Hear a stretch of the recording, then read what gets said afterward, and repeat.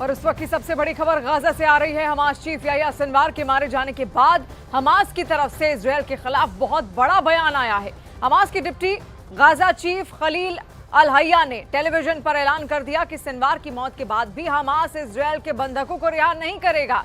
खलील अल हय्या ने दो टूक कहा है कि जब तक गाजा पर इजरायल हमले नहीं रोकता है, हमारे कैदियों को रिहा नहीं करता है, तब तक हमास इजरायल के एक भी बंधक को रिहा नहीं करेगा। खलील अल हय्या ने यहां तक कह दिया कि सिनवार की मौत के बाद भी हम हमास के रास्ते पर चलते रहेंगे।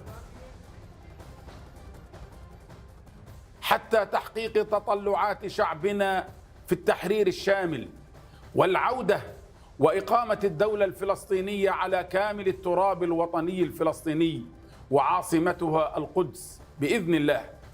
وسوف تتحول لعنة على المحتلين الغزاة الطارئين على هذه الأرض.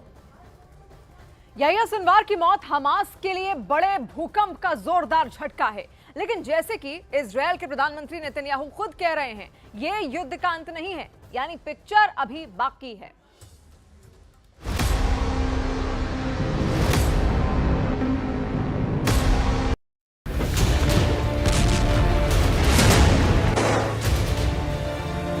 Yahya Sinwar is dead.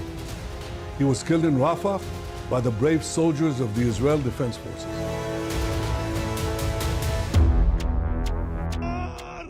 वो 7 अक्टूबर 2023 की तारीख थी।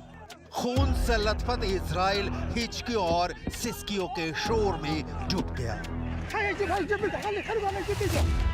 इजराइल के आसमान पर मातम का धुआं पसर गया। साल भर बदले की आग में जलते इजराइल को तलाश थी गाजा के लादीन की, खान यूनिस के कसाई की, डेड मैन वॉकिंग की, 7 अक्टूबर के हमले के मास्टर माइंड की, most wanted Hamas chief Yahya Sinwar की। 24/7 दुनिया की सबसे तेज तर्रार खुफिया एजेंसी मोसाद बम बारूद और गोले से गाजा को शमशान बना देने वाली इजराइल डिफेंस फोर्स, अमेरिकी सीक्रेट सर्विस के agent Hamas chief Yahya Sinwar को जिंदा या मुर्दा पकड़ने के लिए फुल ऑन एक्टिव थे। दुबई, दोहा, रियाद, काहिरा, अम्मान, मॉस्को, कहां नहीं जाल बिछाया, लेकिन याह्या सिनवार मिला रफा में, वो भी बिना किसी खास इंतजाम के, बिना किसी स्पेशल इंटेलिजेंस के सोर्स की सूचना के। क्रोनोलॉजी देखिए।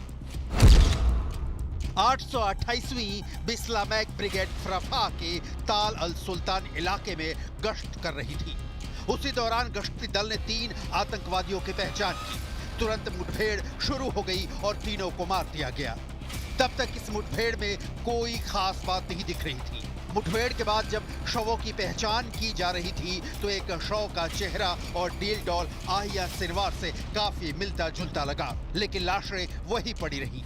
इस तरह के मामले में सावधानी बरती जाती है। हमास की ओर से फंसाने वाली किसी चाल से बचने के लिए लाश की एक उंगली को काटकर जांच के लिए इजराइल भेजा गया। जिन 3 आतंकवादियों को इजरायली डिफेंस फोर्स ने मार गिराया, उसमें से एक लाश याह्या सिनवार की निकली। फिंगरप्रिंट मैच कराया गया, डीएनए सैंपल का मिलान कराया गया। सिनवार की पहचान पुख्ता करने के लिए उसकी फोटो इजरायली पुलिस के फॉरेंसिक विंग को भेजी गई। यूनिट की प्रमुख सहायक आयुक्त अलीजा रजील ने पुष्टि की, तस्वीरों में शव के दिख रहे दांत उस रिकॉर्ड से मेल खाते हैं जो सिनवार के इजराइल की हिरासत में रहने के दौरान लिए गए थे। हमारे पास सिनवार के दांतों का डेटा फाइल में था। मिलान एकदम सटीक था। ये साल का सबसे महत्वपूर्ण मौका था। हमास के एक सीनियर कमांडर ने भी तस्वीर को देखकर सिनवार की पहचान की। जिन सैनिकों ने याह्या सिनवार को मारा, उन्हें पता भी नहीं था कि वो सिनवार है। विदेशी मीडिया के मुताबिक सिनवार को मौत के घाट उतारने वाला सैनिक आईडीएफ के इन्फेंट्री कमांडर और कॉम्बैट ट्रेनिंग स्कूल से है। सिर्फ 9 महीने पहले उसने इजरायली डिफेंस फोर्स ज्वाइन किया है। रिपोर्ट्स के मुताबिक याह्या सिनवार के साथ जो 2 और आतंकवादी मारे गए वो सिनवार के बॉडीगार्ड थे। इजरायली पुलिस सिनवार के शव को लेकर सेंट्रल इजराइल पहुंची, जहां उसे फॉरेंसिक मेडिसिन इंस्टीट्यूट में भेज दिया गया। यानी जब तसल्ली हुई कि याह्या सिनवार मारा गया तो पूरे इजराइल में जश्न बहारा हो गया।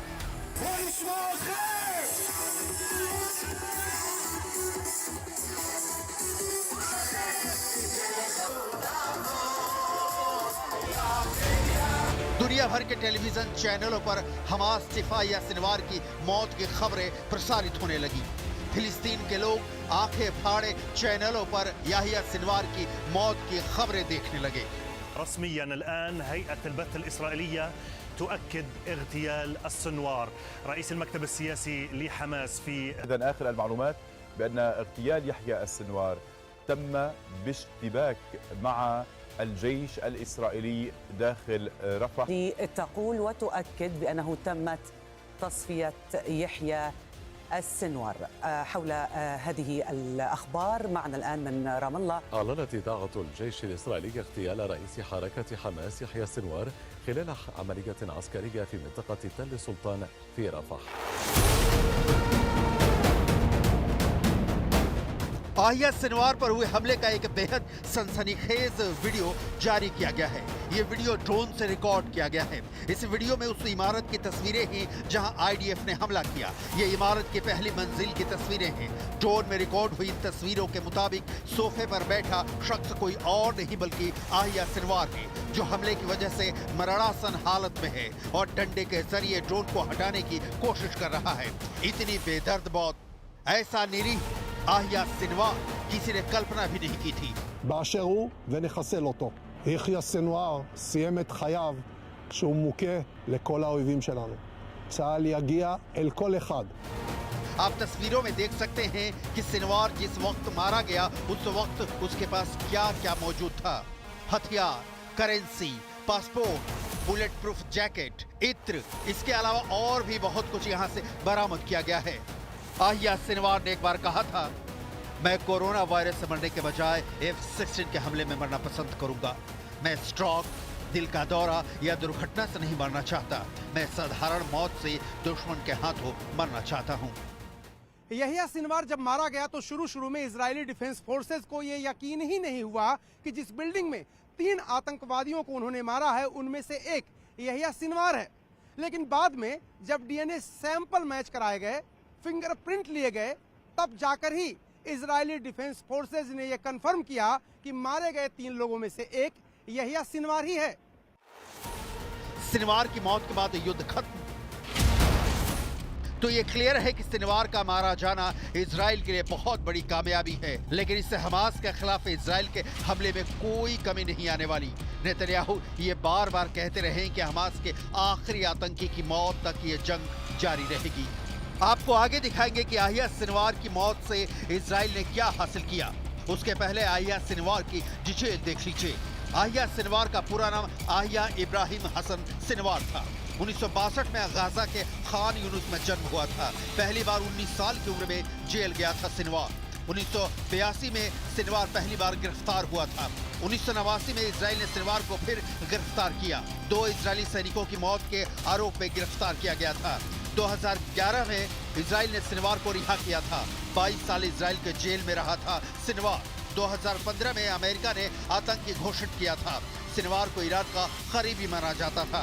7 अक्टूबर 2023 को इजराइल पर हुए हमले का मास्टरमाइंड था। हमले में इजराइल के 1200 से ज्यादा लोग मारे गए थे। इजराइल के 250 से ज्यादा लोगों को बंधक बना लिया गया था। हम उसी जगह की तस्वीर आपको दिखाने जा रहे हैं जहां 7 अक्टूबर 2023 को हमास ने नरसंहार को अंजाम दिया था। ये उस जगह की तस्वीरें हैं जहां नोवा म्यूजिक फेस्टिवल चल रहा था और हमास ने यहां हमला बोल दिया था। 7 अक्टूबर की सुबह नोवा म्यूजिक फेस्टिवल, मैं उस जगह पर खड़ा हूं जहां सैकड़ों लोगों को अपनी जान गंवानी पड़ी हमास के हमले में। आज भी 1 साल बाद भी हजारों लोग हर रोज इस म्यूजिक फेस्टिवल की जगह को देखने आते हैं, क्योंकि अब ये इजराइल के लोगों की यादों में बस गया, इजराइल के इतिहास का अभिन्न हिस्सा बन गया।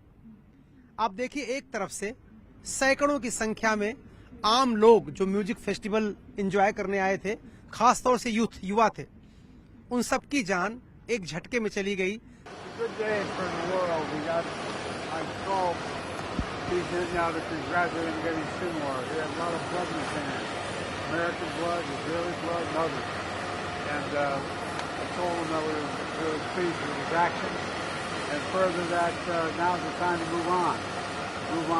move toward a ceasefire in Gaza, make sure that we move in the direction that we're going to be in a position to make things better for the whole world. Israel रुकने वाला नहीं है। Hamas सिर्फ इस्माइल हानिया, आहिया Sinwar और Sinwar के बाद जो भी हमास चीफ बनेगा, इजराइल उसके डेट सर्टिफिकेट पहले ही जारी कर चुका होगा। इजराइल का मैसेज क्लियर है, सिनवार मारा गया, जंग अभी बाकी है।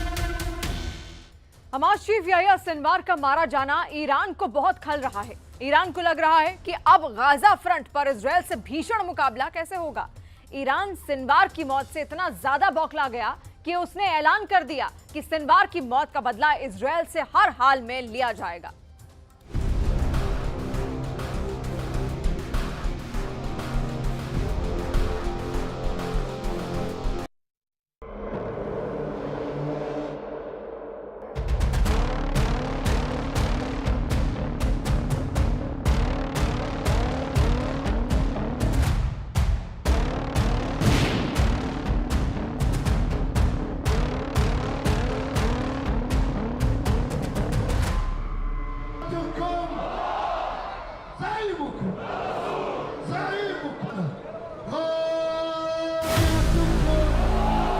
मार दिया सिनवार, कसाई का बदला लेगा ईरान। 62 साल का हमास चीफ याह्या सिनवार 17 अक्टूबर को मारा गया। सिनवार की मौत के बाद से लेबनान से लेकर ईरान तक मातम मनाया जा रहा है। जहां एक तरफ हमास के बचे कमांडर दावा कर रहे हैं कि हमास जंग लड़ता रहेगा, तो वहीं ईरान की IRGC के चीफ कमांडर हुसैन सलामी ने दावा किया है कि ईरान हमास सिर्फ सिनवार की मौत का बदला जरूर लेगा।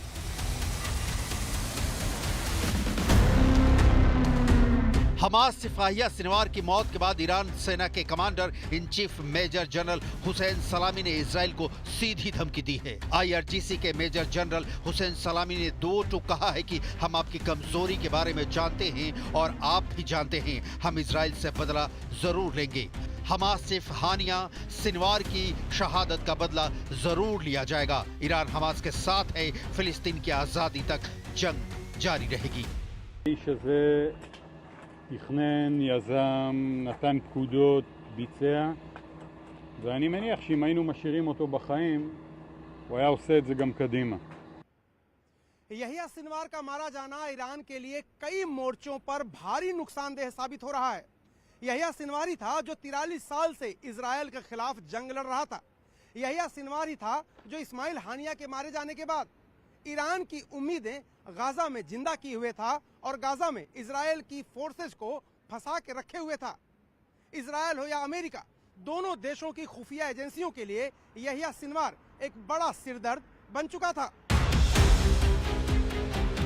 ईरान के सुप्रीम लीडर अली खामनेई के लिए भी सिनवार की मौत बड़ा झटका माना जा रहा है। हम आपको बता दें, 31 जुलाई 2024 को हमास चीफ इस्माइल हानिया को तेहरान में मार दिया गया था। उसके ठीक एक दिन पहले 30 जुलाई 2024 को इजराइल ने बैरूत में हिजबुल्लाह के नंबर 2 टॉप कमांडर फुआद शुकर को हवाई हमले में मार डाला था। ईरान को अच्छी तरह से पता है कि जब तक हमास के पास इजराइल के बंधक मौजूद रहेंगी, तब तक इजराइल पर दबाव बनाना आसान रहेगा। याह्या सिनवार के मारे जाने से ईरान को गहरा धक्का लगा है, क्योंकि याह्या सिनवार ही वो व्यक्ति था जो इजरायली बंधकों के जरिए कई बार इजराइल की सरकार को घुटने पर ला चुका था। याह्या सिनवार के जरिए ही ईरान इजराइल को गहरे जख्म देता रहा है। इस समय बेंजामिन नेतन्याहू पर इजरायली बंधकों को छुड़ाने का गहरा दबाव है, लेकिन सबसे बड़ा सवाल यह है कि क्या ईरान इजरायली बंधकों को किसी हमास कमांडर के जरिए इजराइल के खिलाफ इस्तेमाल कर पाएगा, क्योंकि हमास की टॉप लीडरशिप अब तक मारी जा चुकी है। हमास सिर्फ सिनवार का मारा जाना इजराइल के लिए बहुत बड़ी कामयाबी है। सिनवार ही हमास का एकमात्र ऐसा चीफ था जो सीधे इजरायली सेना से गाजा पट्टी में जंग कर रहा था। सिनवार ही इकलौता हमास का ऐसा चीफ था जो हमास की सुरंगों से इजरायली सेना पर घातक हमले कर रहा था। बेशक इजरायली सेना ने हमास के 20,000 लड़ाकों का सफाया कर दिया हो, लेकिन अभी भी गाजा शहर, दक्षिणी गाजा, मध्य गाजा, रफा, जबालिया, खान यूनुस में हमास के लड़ाके भयंकर हमले इजरायली सेना पर कर रहे हैं। खान यूनुस के कसाई के नाम से कुख्यात याह्या सिनवार किसी सुरंग में नहीं मारा गया है, बल्कि इजरायली सेना की स्पेशल फोर्स के साथ आमने सामने की जंग में मारा गया है। हम आपको सिनवार की मौत से महज 1 मिनट पहले का वीडियो दिखाते हैं, जिसमें सिनवार इजरायली ड्रोन पर हमला करने की कोशिश कर रहा है। गाजा में इजरायली सेना के इस ड्रोन फुटेज को गौर से देखिए जो एक इमारत में घुस रहा है। हमास चीफ याह्या सिनवार की मौत से ठीक पहले का है ये वीडियो। इजराइल के हवाई हमले के बाद तबाह हुई इमारत में एक सोफे पर बैठा यह हमास का लड़ाका और कोई और नहीं बल्कि हमास चीफ याह्या सिनवार है। इजरायली हमले में घायल सिनवार अपनी तरफ आते इजरायली सेना के ड्रोन को गौर से देख रहा है। सिनवार समझ गया था कि ड्रोन उस पर हमला कर सकता है, इसीलिए वो अपने बाएं हाथ में मौजूद एक लोहे की छड़ को इजरायली ड्रोन पर फेंकता है। इस वीडियो से साफ पता चलता है कि सिनवार आखिरी वक्त इजरायली सेना से लड़ने की कोशिश में जुटा था। इजराइल पर 7 अक्टूबर का मास्टरमाइंड रहा सिनवार इस वीडियो के बनने के बाद मारा जाता है। अल्लाह अकबर। सिनवार की मौत से मिडिल ईस्ट में मौजूद तमाम हमदर्द सिनवार की मौत पर मातम मना रहे हैं, लेकिन साथ में ये भी दावा कर रहे हैं कि हमास सिनवार के मारे जाने के बाद भी कमजोर नहीं पड़ा है। إن استشهد قائد سينبت مكانه 100 قائد، وإن استشهد مقاوم سينبت مكانه 1000 مقاوم. نحن في هذه المنطقة ندافع عن وجودنا، ندافع عن أرضنا، ندافع عن حريتنا وكرامتنا، وليس أمامنا من طريق إلا المقاومة، ليس أمامنا من طريق إلا النصر أو الموت. इजरायली सेना ने महज 40 मिनट के अंदर हमास चीफ सिनवार को मार डाला। इस वीडियो में इजरायली सेना के chief lieutenant general Herzi Halevi को अपने टॉप कमांडर और सैनिकों के साथ देखा जा सकता है, जो सिनवार की मौत के बाद मौके का जायजा ले रहे हैं। लेफ्टिनेंट जनरल हर्जी हलेवी ने सेना कमांडर और इजराइल की खुफिया एजेंसी शीन बेत के प्रमुख रोनेन बार के साथ साइट का दौरा किया। लगभग 50 सेकेंड के इस वीडियो में साफ देखा जा सकता है कि इजरायली सेना की टॉप लीडरशिप गाजा में उस इलाके में मौजूद है जहां सिनवार मारा गया। कायर की मौत मरा खान यूनुस का कसाई।